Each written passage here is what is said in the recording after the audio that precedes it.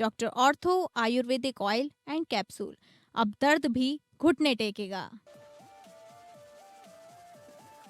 बांग्लादेश में फिर भड़की हिंसा। पूर्व पीएम शेख हसीना की सत्ता के खिलाफ आंदोलन में प्रमुख भूमिका निभाने वाले उस्मान हादी की मौत के बाद सुलगा बांग्लादेश। अवामी लीग का दफ्तर फूंका। 4 शहरों में हिंसा। प्रदर्शनकारियों ने भारत के खिलाफ की नारेबाजी। 3 देशों की यात्रा पूरी कर ओमान से स्वदेश पहुंचे पीएम मोदी। पीएम मोदी और सुल्तान हैथम बिन तारिक के बीच हुई द्विपक्षीय बैठक। भारत ओमान के बीच फ्री ट्रेड एग्रीमेंट पर हुआ हस्ताक्षर। मध्य पूर्व के साथ आर्थिक सहयोग को मिलेगी नई गति। आज सीएम योगी गोरखपुर में करेंगे गोरखनाथ ओवरब्रिज का लोकार्पण। 137.83 करोड़ रुपए की लागत से बने ओवरब्रिज से गोरखनाथ क्षेत्र की 1 लाख आबादी को मिलेगी राहत। विरासत गलियारा के निर्माण कार्यों का जायजा लेंगे सीएम।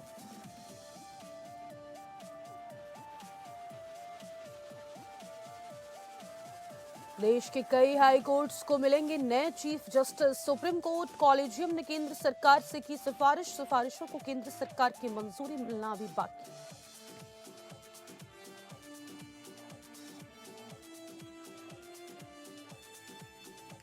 नमस्कार, वेरी गुड मॉर्निंग। स्वागत है आपका एपीएन न्यूज में। आपके साथ मैं हूं सदफ फातिमा। बुलेटिन की शुरुआत करेंगे बड़ी खबर के साथ, जहां पर बांग्लादेश में एक बार फिर से हिंसा भड़की है। उस्मान हादी की मौत के बाद बांग्लादेश एक बार फिर से सुलग रहा है। अवामी लीग का दफ्तर फूंका गया। 4 शहरों में हिंसा जारी है। प्रदर्शनकारियों ने भारत के खिलाफ भी नारेबाजी की है। बांग्लादेश की पूर्व पीएम शेख हसीना की सत्ता के खिलाफ आंदोलन में प्रमुख भूमिका निभाने वाले और भारत के खिलाफ तीखी बयानबाजी करने वाले शरीफ उस्मान हादी की गुरुवार को सिंगापुर में मौत हो गई। इंकलाब मंच के संयोजक की मौत के बाद ढाका में गुरुवार देर रात विरोध प्रदर्शन भड़क उठा और हिंसा भड़क गई। वहीं प्रदर्शनकारियों ने प्रथम आलो, देश के सबसे बड़े बांग्ला अखबार, और डेली स्टार के दफ्तरों पर हमला कर तोड़फोड़ की और आग लगा दी। इसके अलावा प्रदर्शनकारियों ने राजशाही में अवामी लीग के दफ्तर को आग के हवाले कर दिया। वहीं देश में सुलगी हिंसा को लेकर अंतरिम सरकार के प्रमुख मोहम्मद यूनुस ने ढाका में लेवल बैठक बुलाई है। बांग्लादेश के राजशाही में इंकलाब मंच के नेता शरीफ उस्मान हादी की मौत के बाद बढ़ते तनाव के बीच एक स्थानीय अवामी लीग ऑफिस को बुलडोजर से गिरा दिया गया। चशमदीदों ने बताया कि शुक्रवार को तड़के करीब 1:30 बजे प्रदर्शनकारी पार्टी के कुमारपारा ऑफिस में एक बुलडोजर लाए और बिल्डिंग को गिराना शुरू कर दिया। बताया जा रहा है कि सिंगापुर में हादी की मौत की खबर फैलने के बाद हजारों लोग शाहबाद चौराहे पर इकट्ठे हुए। इसके बाद गुस्साई भीड़ ने चौराहे पर जाम लगा दिया। प्रदर्शनकारियों ने तख्तियां लहराते हुए अधिकारियों पर हादी की सुरक्षा करने में नाकाम रहने का आरोप लगाया और देखते ही देखते प्रदर्शनकारी हिंसक हो गए। इसके बाद प्रदर्शनकारी गुरुवार देर रात चटगांव में भारतीय उच्चायोग के कार्यालय के बाहर जमा हो गए और कार्यालय पर पत्थरबाजी की। प्रदर्शनकारियों ने भारत विरोधी और अवामी लीग विरोधी नारे लगाए। दरअसल 12 दिसंबर को ढाका के बिजॉय नगर इलाके में चुनाव प्रचार के दौरान अज्ञात हमलावरों ने हादी के सिर में गोली मार दी थी। गंभीर हालत में उन्हें पहले ढाका में इलाज के लिए भर्ती कराया गया, लेकिन 15 दिसंबर को एयर एम्बुलेंस से सिंगापुर रेफर कर दिया गया। सिंगापुर जनरल हॉस्पिटल में इलाज के दौरान उनकी मौत हो गई।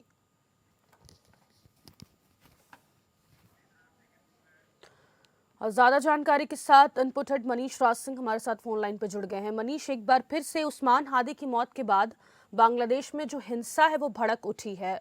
लगातार सड़कों पर प्रदर्शन देखने को मिला है। फिलहाल वहां पर क्या हालात हैं और जो अंतरिम सरकार है उनका क्या कहना है? देखिए, बांग्लादेश में जब से चुनावों की आम घोषणा हुई है और चुनावों के बाद ये तय हुआ है कि चुनाव के बाद जो जनता जिस पार्टी चुनेगी उस सरकार बनेगी, उससे बांग्लादेश की आर्थिक स्थिति काफी पैदा करने वाली। तो इसी सिलसिले में जब भारत के खिलाफ और जब शेख हसीना के खिलाफ आंदोलन में मुख्य भूमिका निभाने वाले शरीफ उस्मान हादी गुरुवार को सिंगापुर में मौत हो गई थी। उसके बाद से बांग्लादेश में देर रात का विरोध प्रदर्शन और हिंसा भड़क गई थी। अब फिलहाल जो है प्रदर्शनकारी भीड़ ने देश के प्रथम और डेली स्टार अखबारों के ऑफिसों को लगाया है। भीड़ के साथ संस्था को भी नुकसान पहुंचाया है। बांग्लादेश का एक प्रमुख ऐतिहासिक सांस्कृतिक संगठन है जिसकी शेख हसीना के काल में काफी थी और इसकी स्थापना 1961 में हुई, जो संस्कृति विकास को बढ़ावा देता है। ऐसे में इस संस्था पर उन्मादी भीड़ का हमला करना और इसको नुकसान पहुंचाना एक बांग्लादेश के सांस्कृतिक ताने बाने के लिए खतरा महसूस किया जा रहा है। उन्मादी भीड़ अल्लाह अकबर के नारे लगा रही थी और हर उस मुख्य स्थान नष्ट कर रही है जिस बांग्लादेश में शक्ति को बढ़ावा देने के लिए स्थापित किया गया था। अंतरिम सरकार की मुखिया है मोहम्मद यूनूस, वो चाहता है कि इसे हिंसा पर ही काबू किया जाए, लेकिन नमाज भीड़ जो है अल्लाह अकबर के नारे लगाते हुए किसी की नहीं सुनी है। चीना ही फिलहाल स्थिति को काबू करने में अपने आप को चल पा रही है। मनीष, क्या हिंसा की वजह सिर्फ उस्मान हादी की मौत ही है या फिर इसके पीछे कोई बड़ा सामाजिक असंतोष भी हम मान लें? उस्मान हादी चूंकि अभी अंतरिम सरकार में भी एक अच्छे सहयोगी की भूमिका निभा रहे थे और मोहम्मद यूनूस का एक माना जाता था ये विचार और सलाह देने वाले लोग थे, लेकिन इनकी हत्या के बाद जो इनके समर्थक है खास करके अभी भी हसीना के जो विरोधी इनकी हत्या में भारत का हाथ मार रहे हैं और उनका कहना है भारत शायद इनकी हत्या की गई है। इन एक जैसा कि आपको मालूम है कि एक जुलूस में इन बांग्लादेश के अंदर ही इनके सर में गोली मारी गई थी एक अज्ञात हमलावर के द्वारा, जहां बांग्लादेश बाहर इनको में ले जाया गया, लेकिन वहां से इनको एयर के जरिए ले जाया जहाँ मौत हुई। इन मौत के बाद जो एक हत्या का रहता है वही जिसकी अभी सरकार है वही अलग शहरों में हिंसा भड़का रही है। ढाका शहर भी बांग्लादेश राजधानी है, वो काफी हिंसा से ग्रस्त है। बांग्लादेश के जो निवासी हैं, राजधानी के निवासी हैं, वो इस शांत होने का उम्मीद कर रहे हैं। ठीक है, बहुत शुक्रिया आपका तमाम जानकारी साझा करने के लिए। तो आपको बता दें, बांग्लादेश में एक बार फिर से हिंसा भड़क उठी है। सिंगापुर में उस्मान हादी की मौत के बाद बांग्लादेश एक बार फिर से भड़क उठा है। अगली बड़ी खबर का रुख करेंगे। प्रधानमंत्री नरेंद्र मोदी ओमान से स्वदेश पहुंच चुके हैं। 3 देशों की यात्रा पूरी कर ओमान से स्वदेश लौटे प्रधानमंत्री नरेंद्र मोदी। पीएम मोदी को ओमान में सर्वोच्च सम्मान मिला है। पीएम मोदी और सुल्तान हैथम बिन तारिक के बीच द्विपक्षीय बैठक हुई। भारत ओमान के बीच फ्री ट्रेड एग्रीमेंट पर साइन भी हुआ है। मध्य पूर्व के साथ आर्थिक सहयोग को अब नई गति मिलने वाली है। 3 देशों की यात्रा पूरी कर पीएम मोदी ओमान से स्वदेश पहुंच गए हैं। मस्कत हवाई अड्डे पर ओमान के रक्षा मामलों के उप प्रधानमंत्री सैयद शिहाब बिन तारिक अल सईद उन्हें विदा करने पहुंचे। हवाई अड्डे पर दोनों नेताओं ने हाथ मिलाया और एक दूसरे को गले लगाया। इस दौरान ओमान के उप प्रधानमंत्री को पारंपरिक भारतीय अभिवादन नमस्ते करते हुए भी देखा गया, जबकि प्रधानमंत्री मोदी ने हाथ हिलाकर विदाई ली। दोनों देशों के बीच ऐतिहासिक संबंधों की गर्मजोशी इस अवसर पर स्पष्ट रूप से दिखाई दी। इस दौरे के दौरान उन्हें ओमान के दूसरे सर्वोच्च नागरिक सम्मान से नवाजा गया। ओमान के सुल्तान हैथम बिन तारिक ने प्रधानमंत्री मोदी को ऑर्डर ऑफ ओमान से सम्मानित किया। इससे पहले प्रधानमंत्री मोदी और सुल्तान हैथम बिन तारिक के बीच द्विपक्षीय बैठक भी हुई, जिसमें भारत और ओमान के बीच कई महत्वपूर्ण व्यापार समझौतों पर सहमति बनी। इन समझौतों से भारत के टेक्सटाइल, फुटवेयर, ऑटोमोबाइल, रत्न और आभूषण, नवीकरणीय ऊर्जा और ऑटो कंपोनेंट्स जैसे क्षेत्रों को प्रत्यक्ष लाभ मिलने की उम्मीद है। इस अवसर पर प्रधानमंत्री मोदी ने कहा कि आज हम एक ऐसा ऐतिहासिक निर्णय ले रहे हैं जिसकी गूंज आने वाले कई दशकों तक सुनाई देगी। व्यापक आर्थिक साझेदारी समझौता यानी CEPA 21वीं सदी में हमें नया भरोसा और नई ऊर्जा देगा। यह हमारे साझा भविष्य का खाका है। इससे हमारे व्यापार को बढ़ावा मिलेगा, निवेश को नया आत्मविश्वास मिलेगा और हर क्षेत्र में नए अवसरों के द्वार खुलेंगे।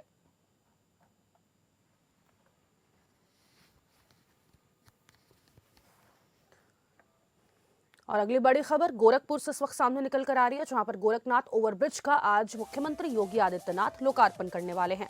आज सीएम योगी गोरखपुर में गोरखनाथ ओवरब्रिज का लोकार्पण करेंगे। गोरखनाथ क्षेत्र की 1 लाख आबादी को इससे राहत मिलने वाली है। 137.83 करोड़ रुपए की लागत से ये ओवरब्रिज बना है। विरासत गलियारा के निर्माण कार्यों का सीएम जायजा लेंगे। आज गोरखपुर में नवनिर्मित गोरखनाथ ओवरब्रिज का लोकार्पण मुख्यमंत्री योगी आदित्यनाथ करेंगे, जिससे 1 लाख से अधिक लोगों का यातायात सुगम होगा। गोरखनाथ मंदिर और नेपाल जाने वाले पर्यटकों को भी सुविधा मिलेगी और जाम से मुक्ति मिलेगी। इस ओवरब्रिज के निर्माण पर 137.83 करोड़ रुपए की लागत आई है। लोकार्पण से पहले मुख्यमंत्री विरासत गलियारा के निर्माण कार्यों का जायजा लेंगे और पार्टी पदाधिकारियों के साथ समीक्षा बैठक करेंगे। साथ ही उसकी एसआईआर को लेकर गंभीरनाथ प्रेक्षागृह में पार्टी पदाधिकारियों के साथ संगठन स्तर पर किए गए कार्यों की समीक्षा बैठक भी संभावित है। इस मार्ग पर ट्रैफिक लोड बढ़ने के कारण मुख्यमंत्री योगी आदित्यनाथ के निर्देश पर मौजूद ओवरब्रिज के समानांतर एक और ओवरब्रिज बनाया गया है। कार्यदायी संस्था उत्तर प्रदेश सेतु निगम के महाप्रबंधक मिथिलेश कुमार के अनुसार 2 लेन के नए ओवरब्रिज की कुल लंबाई 600.653 मीटर और चौड़ाई 7.50 मीटर है। इसमें रेलवे भाग की लंबाई 76 मीटर है। इस ओवरब्रिज के दोनों किनारों पर व्यू कटर भी लगाया गया है। इस ओवरब्रिज के समीप के घरों की निजता बनी रहेगी और उन्हें वाहनों की आवाज भी न्यूनतम सुनाई देगी।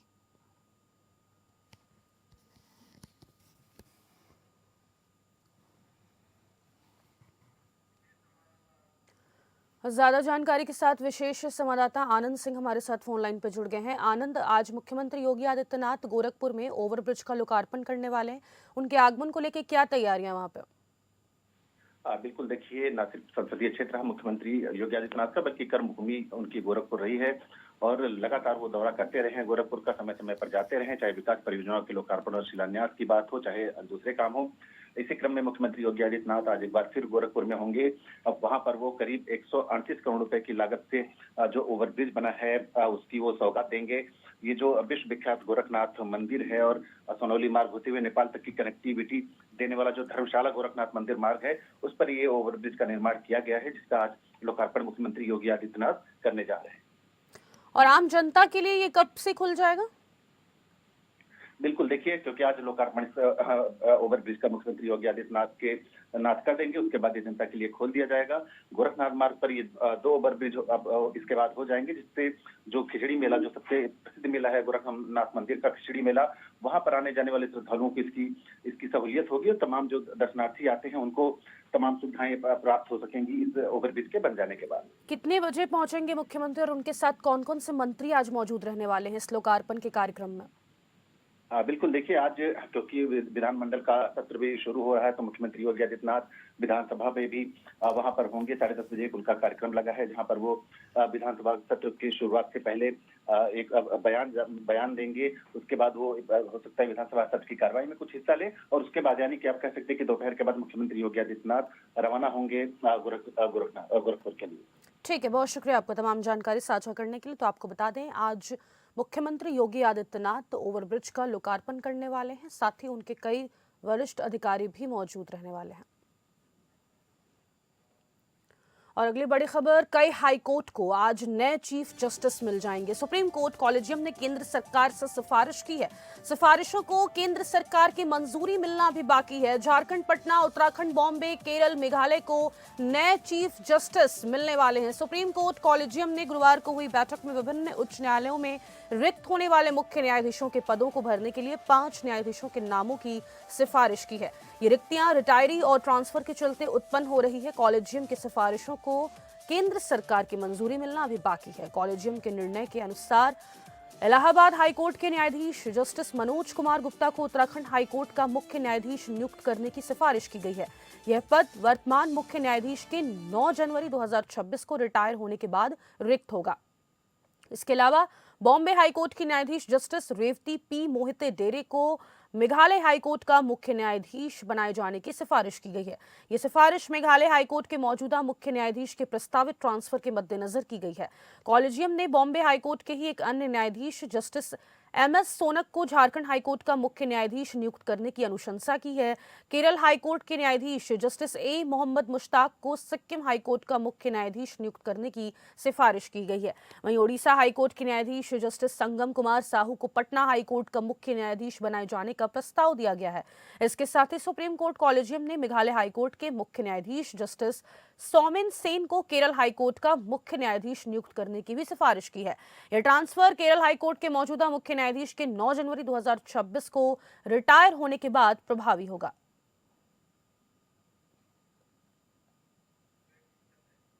ज्यादा जानकारी के साथ संवाददाता विवेक सिंह चंदेल हमारे साथ फोन लाइन पर जुड़ गए हैं। विवेक, आज कई हाई कोर्टों को अपना नया न्यायाधीश मिलने वाला है। ऐसे में केंद्र सरकार से जो सिफारिश की गई है वो कब तक मानने का जो समय बताया जा रहा है, कब तक केंद्र सरकार की तरफ से हरी झंडी दिखा दी जाएगी? बिल्कुल, जो आपका सवाल है वो उस पे जवाब देने के लिए सबसे पहले सवाल इसका होता है कि जब कोलिजियम कोई रिकमेंडेशन कोर्ट करता है गृह मंत्रालय को, तो गृह मंत्रालय उनकी जो जांच होती है वो करता है। जांच करने के बाद राष्ट्रपति उसके लिए वारंट जारी करते हैं और उसके बाद उनकी नियुक्ति होती है। हालांकि जो अभी रिसेंट में यानी कि कल जो एलिवेशन के लिए हुआ है, क्योंकि जो हाई कोर्ट्स हैं उन हाई कोर्ट्स में कुछ जो 5 हाई कोर्ट्स हैं उनके जो चीफ जस्टिसेस हैं उनका तबादला अन्य हाई कोर्ट्स में किया गया, जैसे इलाहाबाद, बॉम्बे, केरला और उड़ीसा। इनको उत्तराखंड, मेघालय, झारखंड और सिक्किम और पटना में ट्रांसफर किया गया है। क्योंकि जो ट्रांसफर की प्रक्रिया होती है उस प्रक्रिया में बहुत ज्यादा दिक्कत नहीं आती, लेकिन नए अपॉइंटमेंट्स को लेके केंद्र सरकार और कोलेजियम की भी समस्या होती है। लेकिन जब एक बार अपॉइंटमेंट्स हो जाते हैं तो उनके बाद ट्रांसफर की प्रक्रिया में इतना सवाल नहीं होता जैसे कि गृह मंत्रालय को सोचना पड़े, क्योंकि जो ये ट्रांसफर और की जो प्रक्रिया होती है वो कोर्ट अपनी जो सुप्रीम कोर्ट है वो सुविधाओं को देखते हुए करता है कि किस हाई कोर्ट के जज को कहाँ भेजना है और उसको किस जगह पे डालना है। तो ये इस प्रक्रिया में बहुत ज्यादा दिक्कत नहीं होती। लेकिन जब हाई कोर्ट में जजों के अपॉइंटमेंट्स की बात होती है या उनको हाई कोर्ट में चीफ जस्टिस बनाने की बात होती है, तो इस पे थोड़ी सी गृह मंत्रालय को दिक्कत हो सकती है, क्योंकि उसमें और चीजों को देखना पड़ता है। लेकिन इंटर जो ट्रांसफर करने होते हैं हाई कोर्ट के, एक हाई कोर्ट से दूसरे हाई कोर्ट या एक हाई कोर्ट के चीफ जस्टिस को दूसरे हाई कोर्ट के चीफ जस्टिस भेजने के लिए, इसमें बहुत ज्यादा समस्याएं नहीं होती और केंद्र सरकार भी इसको बहुत जल्दी ही इजी गोइंग वे में इसको कर देती है। तो जो कोलेजियम ने रिकमेंडेशन की है उसको केंद्र सरकार मानेगा और इनकी ट्रांसफर जो इनकी पोस्टिंग है वो तय कर दी जाएगी। ठीक, बहुत शुक्रिया आपको तमाम जानकारी साझा करने के लिए। तो आपको बता दें, आज कई हाई कोर्टों को अपना नया चीफ जस्टिस मिलने वाला है। आगे बढ़ेंगे, जहां पर दिल्ली में एक बार फिर से कोहरे का कहर देखने को मिला है। कोहरे का असर आईजीआई एयरपोर्ट पर साफ नजर आया। विजिबिलिटी कम रहने से 125 उड़ानों में देरी हुई है। विजिबिलिटी कम रहने से कई उड़ानों को रद्द भी कर दिया गया है। दिल्ली एनसीआर में शुक्रवार सुबह घना कोहरा छा जाने से इंदिरा गांधी अंतर्राष्ट्रीय एयरपोर्ट पर विजिबिलिटी बेहद कम हो गई है, जिसमें कैट 3 संचालन लागू करना पड़ा है और कई उड़ानों में देरी और व्यवधान की स्थिति बनी हुई है। अभी तक करीब 125 उड़ानें विलंबित हुई हैं। सबसे बुरा हाल मध्य रात्रि से तड़के तक रहा। इस दौरान करीब 10 उड़ानें रद्द हो गई। दिन बढ़ने के साथ दृश्यता सुधरने पर ही एयर ट्रैफिक में सुधार होगा। एयरपोर्ट अधिकारियों ने सुबह जारी किए गए यात्री परामर्श में बताया कि घने कोहरे के कारण एयरपोर्ट पर कैट 3 ऑपरेशंस चल रहे हैं, जिसमें उड़ानों में संभावित देरी और रुकावटें हो सकती है। परामर्श में अधिकारियों ने यात्रियों से अपील की है कि वे अपनी संबंधित एयरलाइन से नवीनतम उड़ान स्थिति की जानकारी लें। परामर्श में आगे कहा गया कि हमारी ग्राउंड टीम सभी हितधारकों के साथ मिलकर सभी टर्मिनलों पर यात्रियों की सहायता और आवश्यक समर्थन प्रदान कर रही है।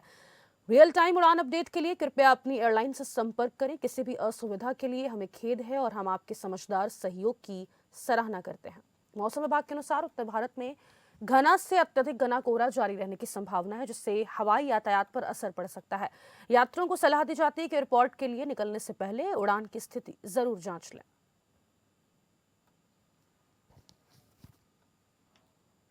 और अगली बड़ी खबर महाराष्ट्र से इस वक्त सामने निकल कर आ रही है, जहां पर चुनाव में मुख्यमंत्री देवेंद्र फडणवीस अब उतरते हुए नजर आए हैं। महाराष्ट्र के नगर निगम के चुनाव में सीएम फडणवीस उतरते हुए नजर आए। ठाणे के अंबरनाथ में उन्होंने चुनावी जनसभा की। हमारी सरकार का एक ही एजेंडा, विकास और सुशासन। वहीं उन्होंने कहा कि जारी रहेगी भ्रष्टाचार के खिलाफ सख्त रुख। महाराष्ट्र के मुख्यमंत्री देवेंद्र फडणवीस ने अंबरनाथ के गांव देवी प्रांगण में आयोजित सभा को संबोधित किया। उन्होंने अपने भाषण की शुरुआत शिव भगवान को प्रणाम करने के बाद की। मुख्यमंत्री ने विकास के मुद्दों पर जोर देते हुए कहा कि सरकार के पास काम करने के लिए समय सीमित है, इसलिए भाजपा केवल विकास के एजेंडे पर आगे बढ़ रही है। उन्होंने राज्य में करीब 2 लाख करोड़ रुपए की लागत से 370 किलोमीटर मेट्रो लाइन का कार्य प्रगति पर होने का उल्लेख किया और बताया कि इसका विस्तार आने वाले समय में अंबरनाथ तक भी किया जाएगा। मुख्यमंत्री ने गुंडाराज खत्म करने और भ्रष्टाचार के खिलाफ सख्त रुख अपनाने की बात दोहराते हुए कहा कि ना खाऊंगा ना खाने दूंगा, यानी ना मैं भ्रष्टाचार करूंगा और ना ही किसी को करने दूंगा। आगामी 20 तारीख को होने वाले चुनाव का जिक्र करते हुए मुख्यमंत्री ने जनता से अपील की कि बिना किसी भ्रम के भाजपा को अपना मत दें और अगले 5 वर्षों तक सरकार के काम को देखें। उन्होंने विश्वास दिलाया कि भाजपा सरकार के नेतृत्व में अंबरनाथ सहित पूरे क्षेत्र में विकास और तरक्की की रफ्तार और तेज होगी।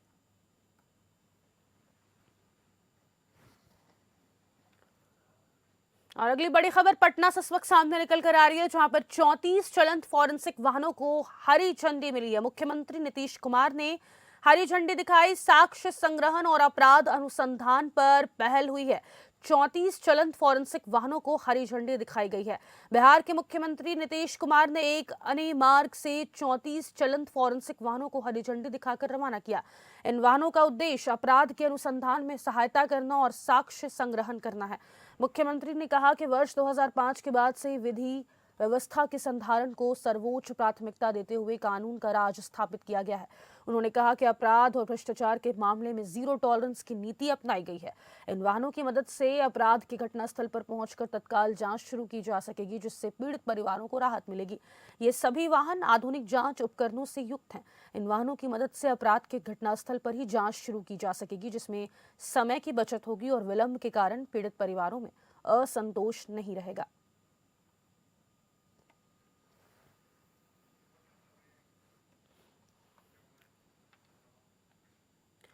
मुख्यमंत्री विष्णुदेव साय मुंगेली के खैरा से गंगा धाम पहुंचे हैं। बाबा गुरु घासीदास जयंती में शामिल होने पहुंचे हैं। आपको बता दें, सीएम बाबा गुरु घासीदास मंदिर में पूजा अर्चना की उन्होंने। सीएम ने मंदिर में श्वेत ध्वज का ध्वजारोहण भी किया। 11वीं सदी स्थापित प्रसिद्ध श्री राम जानकी मंदिर का दर्शन किया। कार्यक्रम में उप मुख्यमंत्री अरुण साव, बेलतरा विधायक सुशांत शुक्ला, बिला विधायक धर्मलाल कौशिक, आहिवारा विधायक डोमनलाल पंडारिया, विधायक भावना बोरा भी शामिल हुए।